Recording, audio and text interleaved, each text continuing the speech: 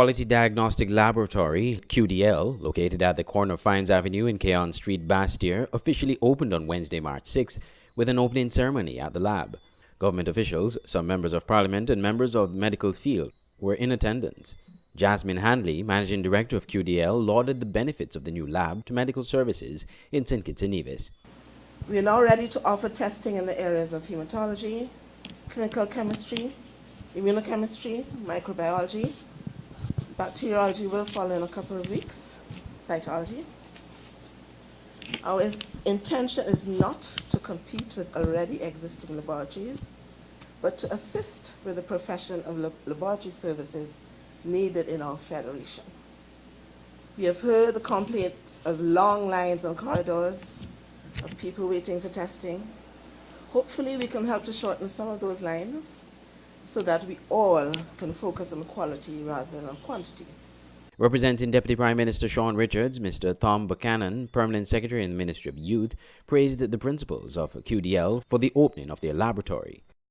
If I could just go off script for a second, I don't normally do this, but I'll do it in this case. When I read the information given to me on this company, Quality Diagnostic Laboratory, my first reaction was that this is a blessing. What really stood out to me was the part that said that the turnaround time for most routine tests will be less than 1 day. That will be outstanding, and I'm looking forward to it. Meanwhile, Minister of Health Eugene Hamilton said that the new lab is a welcome addition to the health services apparatus of the country. In any democratic society, enterprise, in fact private enterprise, is always encouraged. Private enterprise over public dominance. It is why this government, of which I'm a part, embraces private sector investment. We believe that we have a government with a mixture of persons who are what you will call center-right, believe in private sector development, and some who are center-left, who believe that the state has a role and that some services ought properly to be provided by the state. But more so, we want to encourage private sector investment. And this is why, again, I have to say congratulations, because this shows that you're taking the initiative to invest in the private sector in keeping with the government's policy of encouraging persons to invest privately. After the official ceremony, the invited guests were treated to a tour of the facilities. Andre Huey, SKN Newsline.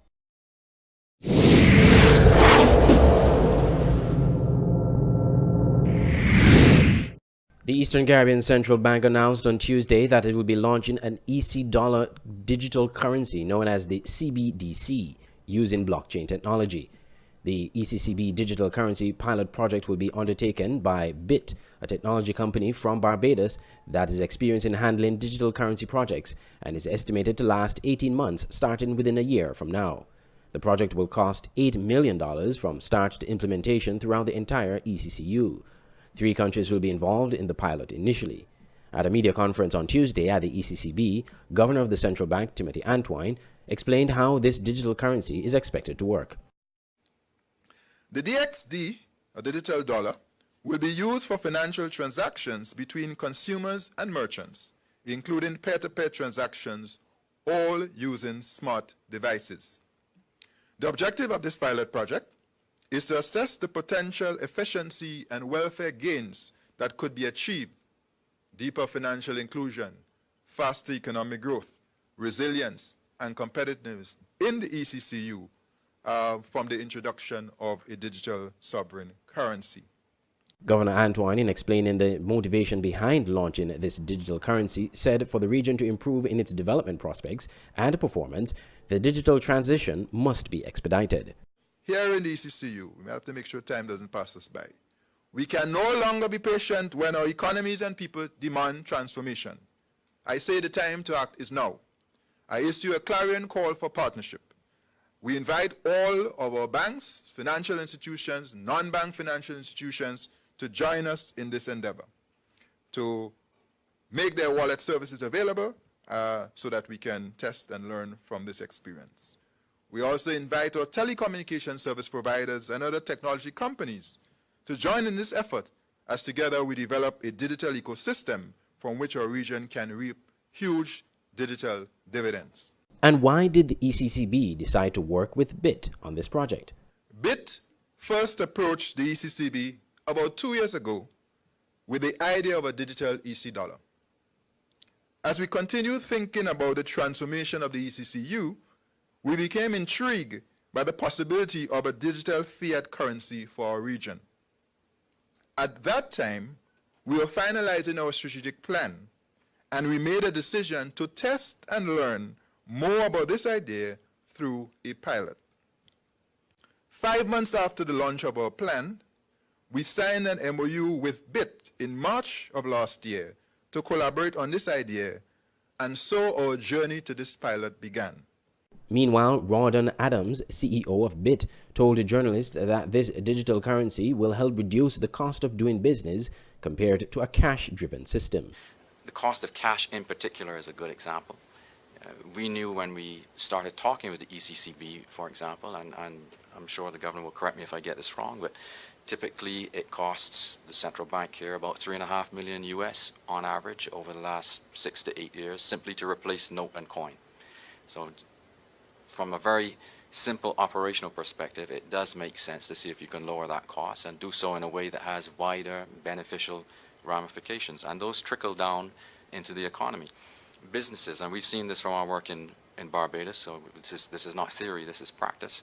Supermarkets, for example, which have a very large cash take, have come to see that just as normal, as structural. Yet for every dollar of physical cash that they can move to digital form, they make very significant savings. We have worked with a supermarket in Barbados where those savings can be over 80 or 90%. It depends exactly on what they're doing. The governor disclosed that the CBDC pilot involves a securely minted and issued digital version of the EC dollar. The digital EC dollar will be issued by the ECCB and distributed by licensed bank and non-banking financial institutions in the ECCU. He said the pilot will be executed in 2 phases, development and testing for about 12 months, followed by rollout and implementation in pilot countries for about 6 months. Throughout the 18-month period of the pilot, there will be education initiatives to facilitate active public engagement throughout all member countries. Andre Huey, SKN Newsline.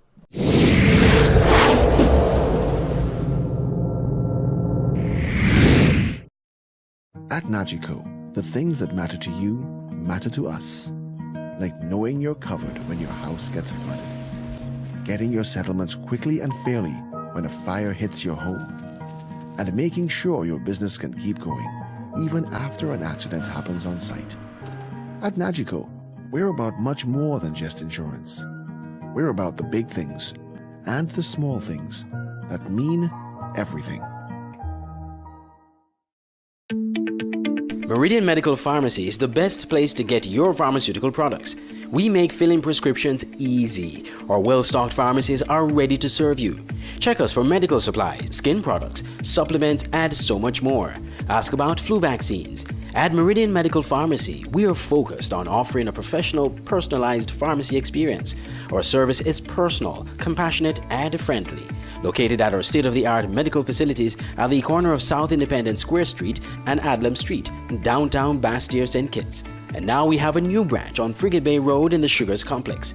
Call 465-5096 and 465-3306 or email pharmacy@meridianmedcons.com. Visit Meridian Medical Pharmacy today and experience professional customer care and fast prescription filling service. Meridian Medical Pharmacy. Antigua Barbuda Gospel Music and Media Awards under the theme Acceleration, coming on Saturday, April 27th, 2019 at the Caribbean Cinemas Theatre 1 on Friars Hill Road. ABGMA events, red carpet and interviews at 4:30 p.m. with Molan Mayers, pre-show awards and reception awards ceremony hosted by Robin Joseph Nathaniel, APGMA after party, live performances by international artists The Anointed Veil, Mervyn Boudran, The Furnace, and more. Local artists Lisa Harris, Jamel Baltimore, Nick, Disciple, Disciple 1, and more. Tickets $120 EC and ticket outlets Wheat Supermarket, Wireless Road, FCON Printing, Old Parham Road, and Godfest Radio, Fort Road. For more info, 1-268-722-2576. Public vote on March 1st to 31st March. Visit soularisemusic.com/vote-ABGMA. See you there. How does it feel when you got that feeling? You got the flavor you love. How does it feel when you know you're not dreaming? There is nothing above. So good when you're feeling nice. So good it tastes just right. So good the place to be. So good it's KFC. How you feel when things come together? How you feel when everything nice? How you feel when you're up on your ends with your friends? Everybody holding a vibe now. How you feel when things come together? How you feel when everything nice? How you feel when you savor the flavor, the feeling you get when you taste everybody? So good when you get that meal. So good is the way you feel. So good any time of day. So good is what you say. So good when you dance all night. So good it tastes just right. So good the place to be. So good it's KFC.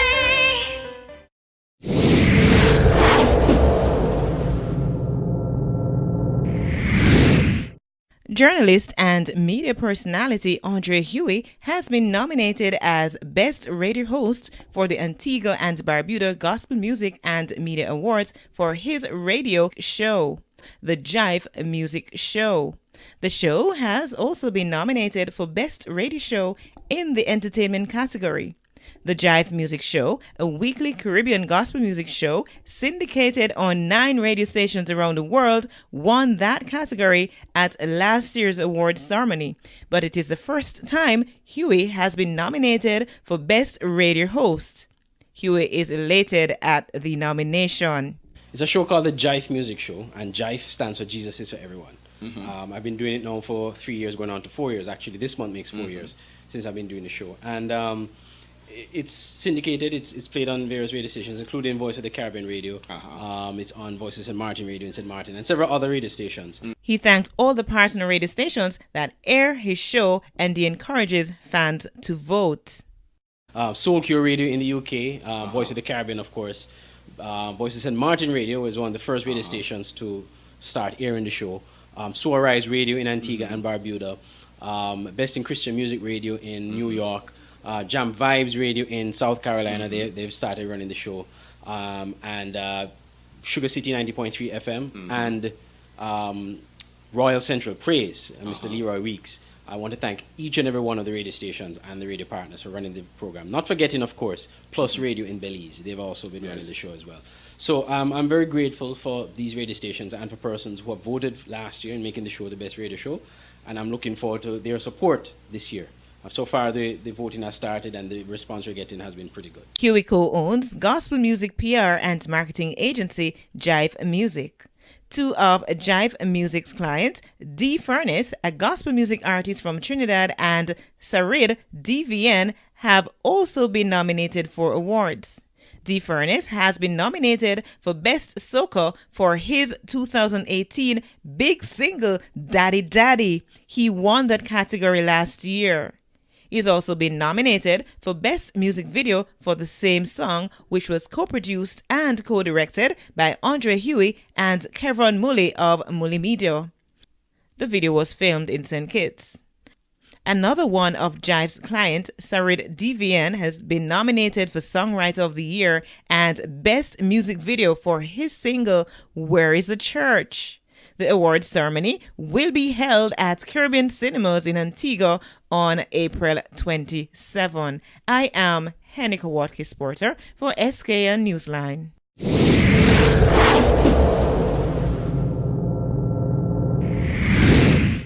The St. Kitts Nevis Labour Party on Thursday held a public meeting in constituency number 1, more specifically on Manchester Avenue in Newtown.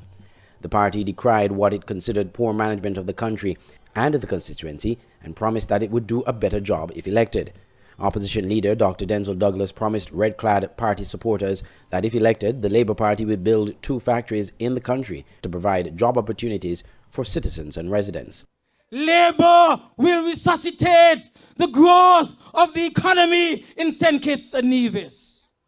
I was in Mexico, in London, in Dubai 3 weeks ago.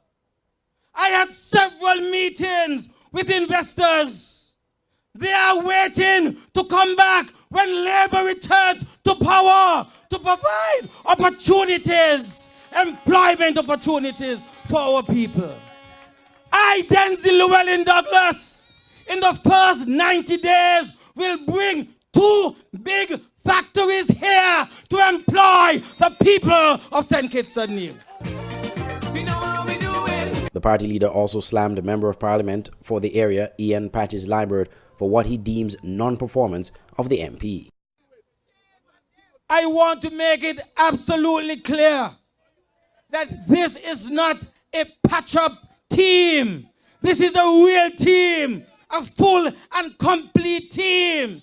That is why we need to get rid of Patches here in East Bastille.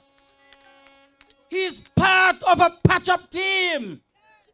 Has not delivered to the people for the last 4 years, but has delivered to himself instead of looking after the people of this country.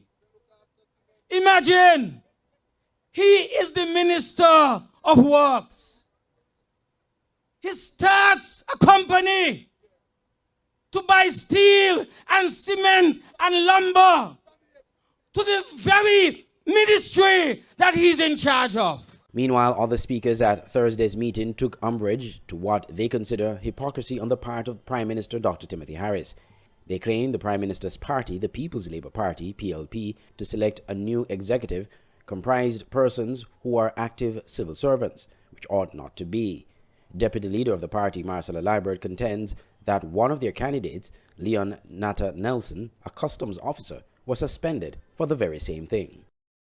On half pay. Can't even get double salary. Can't get double salary. Sent home on half pay. Letter from Human Resources saying that he involved in politics. But what do you think happened last night? Some kind of so-called party had the executive parading on the social media. Look and see how many of them are public servants. Look and see how many of them are public servants. In Animal Farm, Napoleon used to break the laws to his benefit. It sounds familiar? So while they are not at home, these people who are also public servants, deeply involved in politics, is okay for them to do so. Party leader Denzel Douglas is currently celebrating 30 years as a member of parliament with a series of church services across the country. Though elections are not constitutionally due until 2020, and the Prime Minister has not hinted to any elections anytime soon, the opposition continues to hold public meetings and other political activities. The PLP held its annual convention at the Patsy Allers playing field on Saturday. A subsequent report of that event will be aired at a later time. I'm Andre Huey reporting for SKN Newsline.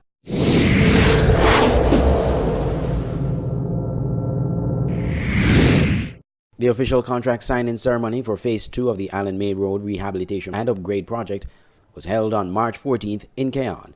Minister of Public Infrastructure Ian Patches Liburd said that upon taking office, he was given the task to create a proposal for a capital project to address the degrading state of the roads in the Federation.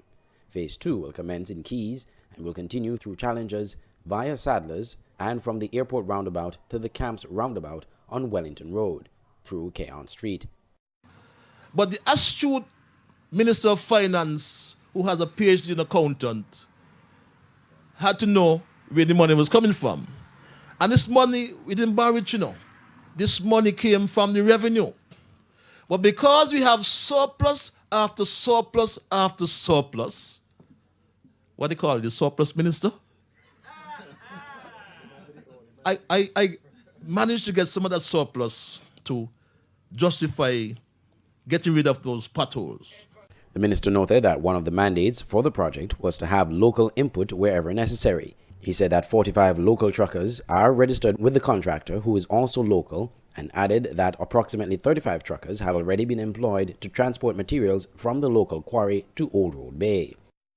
I believe that the people, poor people, who have to come to town or go to Brimson Hill, even the tourists, they go via Old Road Bay to Brimson Hill, and we need a tunnel going across Old Road Bay, because too many cars over the 20 years of the Douglas administration fly over Old Road Bay. A young man from my area died across Old Road Bay one Sunday afternoon from a rock fall. But trust me, when we got the estimates about a tunnel, it was over $100 million. And I couldn't really justify that. I couldn't justify that. Meanwhile, Member of Parliament for St. Christopher 8, Eugene Hamilton, lauded the work of his government in launching the second phase of this project. And so today, I indicate to my colleagues on my left and to all of you in the audience that it is a proud moment for me to be at the front gate of my community and village to see and witness what is a historic moment where we set about to complete the road project that takes us all the way through the island. Only a few weeks ago, we had the CARICOM heads. The big shots came in from the Caribbean region, and they can't believe that how we think it's a move so. They can't believe the quality of the infrastructure here, second to none anywhere else in the world. Quantum leaps. Our roads, our cruise spare. What we are doing, Antigua and them trying to catch up in terms of cruise development. This year, September, we're going to be opening up the second cruise spare in St. Kitts and Nevis. $100 million invested in that. 9 subcontracts were signed by all local contractors at the ceremony, which will facilitate roadwork up to Sadler's Village. The work will include the relocation of water lines, sidewalks, and drains. The contractors include Boonies Construction Company Limited, Alice Construction, Anthony Huggins and Sons I&B Limited, John Boy Construction, Stevens Construction, and TNG Construction. Work has also begun on the Old Road Rehabilitation Project. Andre Huey, SKN Newsline.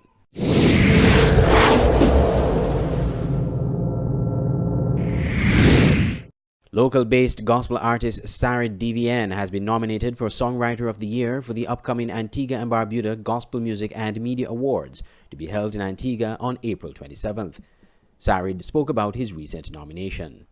First of all, all glory to God, and I love to my joy is in the word of the Lord, and I remember when in the Old Testament, Saul and David, they went out to fight, and the Bible said that Saul killed 1,000 and David killed 10,000. But the key part in that, God said, the Bible said, God allowed David fame to go throughout the land, right? So it was God who captured, the eyes of the people. Sarid's nomination is for his big single in 2018, Where is the Church?, of which a music video was shot at Carabel Boutique. The video has also been nominated for Best Music Video, and its director, Dason Fraser, is nominated for Best Director. You see, so we shot it at Carabel Boutique, and I must say, I must thank God for the Carabel Boutique team, and the whole nature, right? And then we have the church family in there with my personal family, my little daughter in there, and my wife, and the song title, Where is the Church? Yes. So we actually try to put the church out there, because the church is a group of people. The church is not the building. Yes. Because God is not coming back for the building, right? To the church. He is coming back for the church, and the church is the people. So Sarid is encouraging persons to visit his Facebook page to find the links to vote on his nomination. Yes, there will be a live performance also. So thanks again to the team for that great opportunity, you know, we can get people can see another side of Sorry DVN, you know, but it's all about giving the message, you know. So I'm looking forward to do the great work. God spare life. This is Sarid's first ever awards nomination. The word Sarid is Hebrew for survivor, and DVN is short for his Christian name, Donovan. He launched his record label Sarid Records and clothing line last year. I'm Andre Huey for SKN Newsline.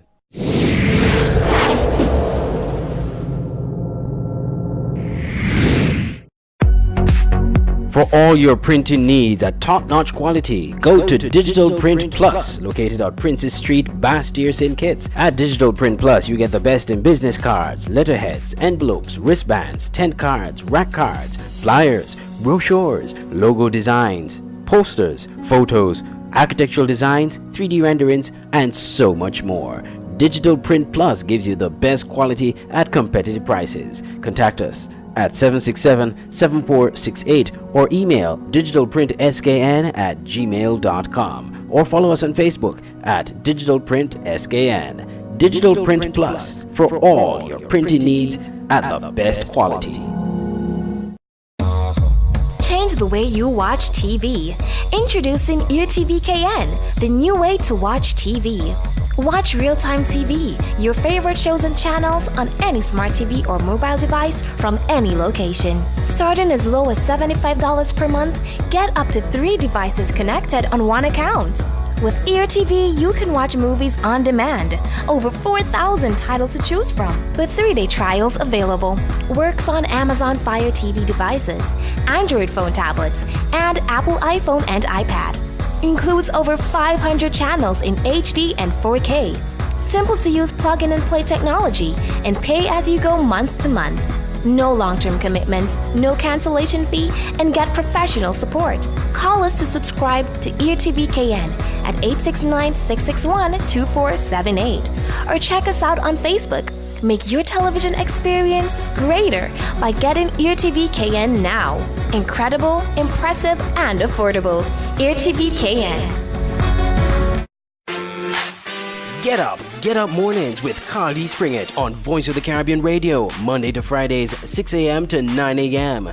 Be energized from the spoken word, daily blessings, black facts, health tips, divine connections, kingdom happenings, weather, SRN news, and more, with star-studded interviews and testimonies and practical principles to help listeners do what the mantra proclaims. Get Up Mornings with Carl D. Springett from Faith Walkins, Love Talkins, and Joy Livins. Get up and be energized with Carl D. Springett, Monday to Fridays, 6 a.m. to 9 a.m. on Voice of the Caribbean Radio at voiceofthecaribbean.net. Get up mornings with Carl D. Springett.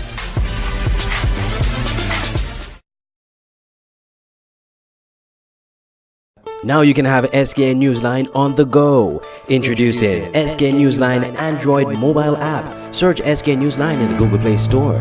Download the app free and stay up to date with TV news in St. Kitts and Nevis in the palm of your hands. With this app, you can watch our news reports, watch our live news feed on SKN Newsline TV, engage with us and other app users in the chat room, look at our special features, send us news tips, and call us directly. It's news on the go. The SKN Newsline Android mobile app. Download it free today.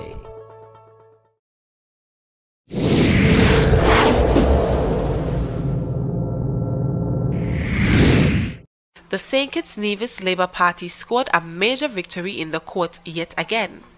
Labour Party candidate for Constituency 7, Leon Nelson Natter, an accountant at Her Majesty's Customs and Excise, won a case he brought against the government seeking to restrict him for being involved in politics. The government argued that Nelson Natter was contravening the Code of Ethics of Officers by being involved in political activity. Nelson Natter, in a letter dated October 10, 2018, for the Human Resource Management Department in the Office of Prime Minister Dr. Timothy Harris, was told he contravenes the Public Service Conduct and Ethics of Officers Code by being involved in political activity.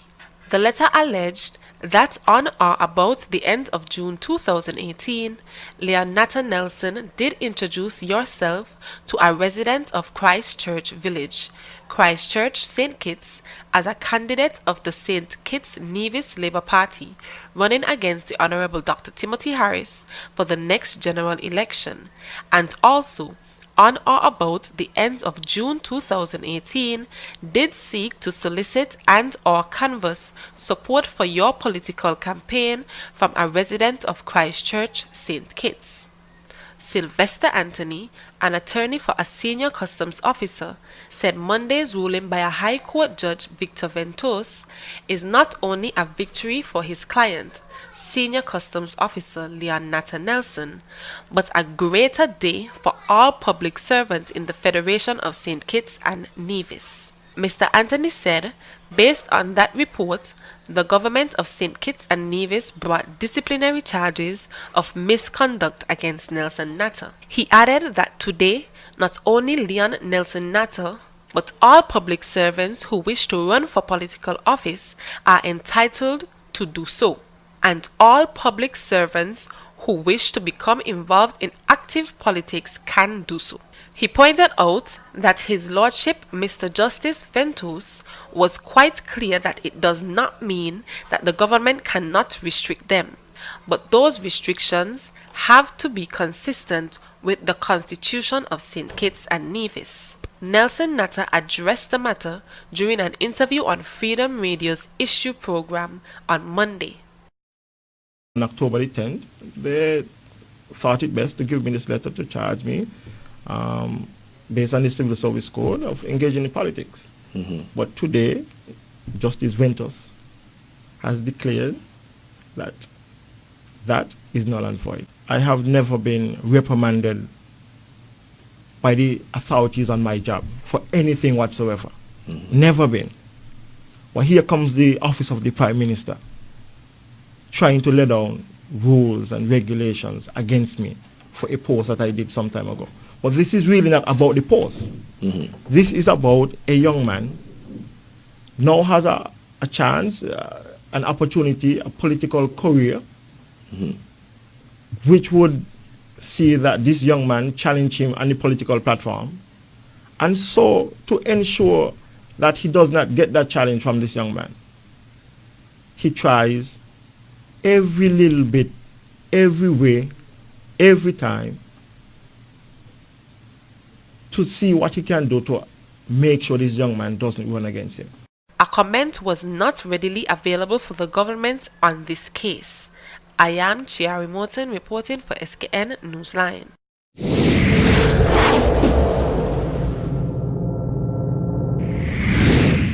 St. Kitts and Nevis lost out to Suriname 2-0 on Saturday night in the CONCACAF Nations League matchup, the crucial one that if St. Kitts and Nevis had won that game, would have qualified for the CONCACAF Gold Cup for the first time. That was not to be, however, as Suriname came out very strong, really put St. Kitts and Nevis to the sword from the get-go and was able to come away with a 2-0 victory at the Andre Kemperveen Stadium in Suriname. The crowd support came out for Suriname. Just over 1,000 persons came out supporting the host side, and they certainly got their money's worth as Suriname came out victors 2-0. After the match, there was a press conference held at the stadium. We first heard from coach of St. Kitts Nevis team, Jacques Passy, and captain of the team, Romain Sawyers.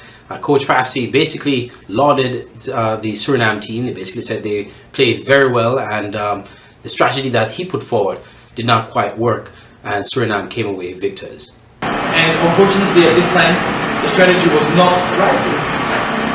Maybe I should have attacked since the very first minute. That's something that I will have to analyze, but you are right. We did not feel the urgent need to attack since the very first moment because we didn't want a do or die from minute number 1. We wanted to control the game and then attack and then start scoring before Suriname started scoring. That was a strategy. The strategy did not work out. That is football. I don't think so. I don't think so. I think you are wrong in what you're saying. In the first half, a ball was sent to the space to our number 15 player. He had a one-on-one. On the second half, we had a combination football in which Tishan Hanley had a one-on-one. We had several set pieces that were dangerous. And yes, I feel that our attack could have been better, but what do you want me to tell you? That I'm satisfied with the attack and not? Captain of the team, Romain Sawyers, spoke to the press, the Suriname media, present at the press conference, and he, on behalf of the team, accepted responsibility for the loss. And after both men spoke to the local media here in Suriname, Dean Gorey, the captain, the coach rather, of the Suriname team, also addressed the media, and he explained his strategy behind the win. He also spoke about the St. Kitts Nevis team and what he thought in terms of the strategy he used against St. Kitts Nevis. Well, St. Kitts, we studied them, I studied them. With the boys, we had a game plan. We knew their strength. Obviously, their biggest strength was the captain. And if we get him in control, then that will be our biggest asset for the game. And that the game plan worked. And I said it same as in the picture. Exactly what we played or trained in our players. That's how we won. So again, the results are Suriname 2, St. Kitts Nevis 0. Disappointing result for the Federation, which means they will not move on to the CONCACAF Gold Cup, which was the big prize. However, the St. Kitts Nevis will compete in the B division of the CONCACAF Nations League when that begins around September, October later this year. Coming to you from Paramaribo in Suriname, I'm Andre Huey reporting.